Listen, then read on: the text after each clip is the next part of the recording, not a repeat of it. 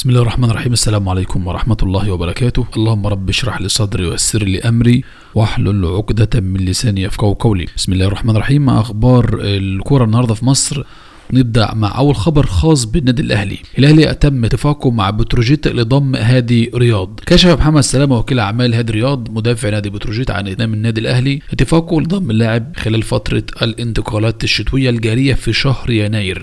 سلامة قال في تصريحات خاصة: الأهلي أتم اتفاقه مع بتروجيت لضم هادي رياض خلال يناير الجاري. ننتظر عودة سيد عبد الحفيظ من سفره ليتم تفعيل الاتفاق. ولفت هادي رياض الأنظار إليه خلال آخر موسمين مع فريق بتروجيت، حيث قدم مستويات مميزة ساهمت في تواجد فريقه بمراكز متقدمة في جدول ترتيب الدوري المصري الممتاز. صاحب ال 27 عام شارك في 43 مباراة مع بتروجيت، سجل هدفين في مختلف المسابقات.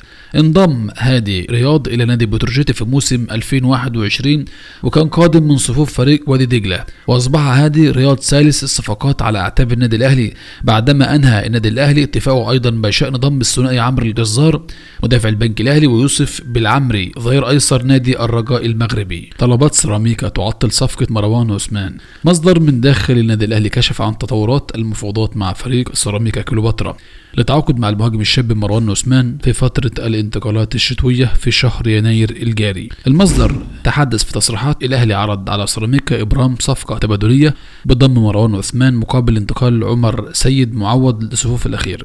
أوضح: سيراميكا يرغب في تعاقد مع محمد عبد الله جناح الأهلي، لكن اللاعب لم يرحب بالانتقال، بينما رفض سيراميكا ضم عمر سيد معوض، حيث يرغب في تعاقد مع لاعبين جاهزين للمشاركة مع الفريق الأول ويمتلكون خبرة سابقة في الدوري. تعطلت المفاوضات بين الطرفين في الوقت الحالي، حيث طالب مسؤول الأهلي إدارة سيراميكا بإقناع محمد عبد الله بإتمام الصفقة حال الإصرار على ضمه. وكان مروان عثمان قدم أداء مميز جدا هذا الموسم جذب به الأنظار وارتبط اسمه بعدة أندية، كما ضمه حسام حسن مدرب منتخب مصر لقمة الفراعنة من قبل. مصدر بالأهلي: ديانج يرفض التجديد ولا نمانع من بيعه في يناير. كشف مصدر من داخل الأهلي مستجدات ملف تجديد المالي إليو ديانج مع أنباء تلقيه عروضا من أندية تريد ضمه في الفترة المقبلة. إليو ديانج ينتهي تعاقده مع الأهلي بنهاية الموسم الحالي، وشهدت الفترة الماضية مناقشات متبادلة بين الطرفين حول موقفه من التجديد. مصدر كشف إن ديانج أبلغنا بعدم تجديد تعاقده لامتلاكه أكثر من عرض في نهاية الموسم من دوريات كبرى.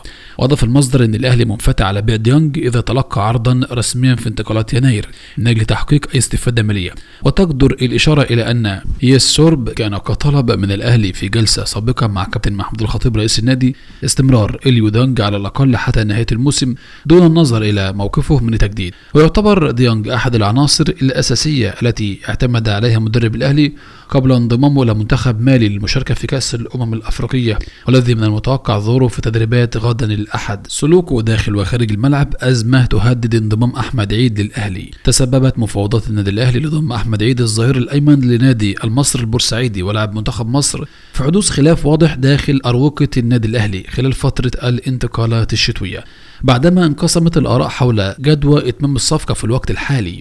ويرى البعض داخل لجنة تخطيط بالأهلي أن أحمد عيد يعد من العناصر الشابة المميزة في مركز الظهير الأيمن، ويمتلك قدرات فنية وبدنية تؤهله للتطور السريع، خاصة في ظل حاجة الفريق إلى إيجاد بديل مناسب لمحمد هاني مع ضغط المشاركات المحلية والقارية.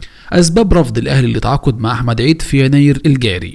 في المقابل أبدى اتجاه آخر داخل النادي تحفظه مع التعاقد مع أحمد عيد، معتبرا أن بعض الجوانب المتعلقة بطريقة تفكير أحمد عيد وسلوكه داخل الملعب وخارجه قد تشكل عائق أمام نجاحه مع الأهلي، مستندا على أزمات سابقة دخل فيها اللاعب مع زملائه والأجهزة الفنية وإدارات أندية لاعب لها من قبل.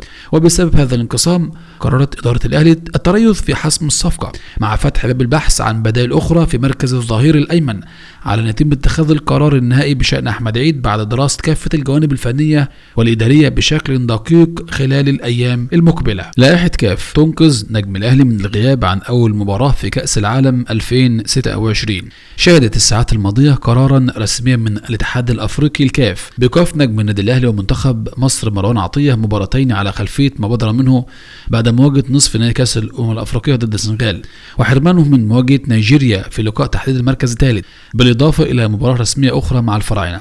لائحة كاف تنقذ نجم الأهلي. وزادت التساؤلات بشأن موقف نجم النادي الأهلي من الغياب عن أول مباراة في كأس العالم 2026 بين منتخب مصر أمام بلجيكا، والمقرر لها يوم 15 يونيو، في أعقاب قرار الاتحاد الأفريقي إيقاف مباراتين منهم مواجهة نيجيريا بأمم أفريقيا. مصير مشاركة مروان عطية مع الأهلي أمام يانج أفريكانز.